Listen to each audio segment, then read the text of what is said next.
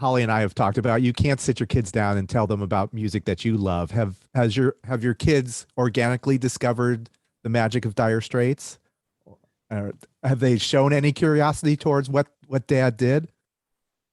Oh, Does. very much so. I mean, I think that they've certainly two of my children, well, three of my children have read the book, and Harry, who's 25, hasn't got round to it yet, probably because he hasn't read a book for 5 years, ever since he went to school. They don't read much, to be honest. Mm. He'd probably dive into it from time to time, but my daughter is a real music buff, and she goes back to the 50s and 60s and starts playing me stuff that I haven't heard. And they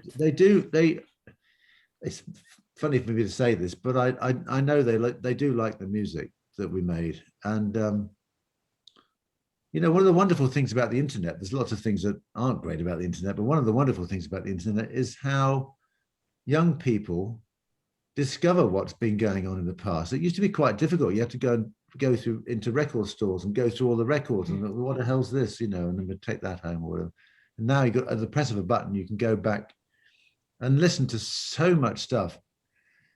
And it's an incredible tool. I mean, I get messages from all over the world from people, young people saying, it's like China. And so he's an 18-year-old Chinese guy came on the other day and said, I've just discovered Brothers in Arms, and I,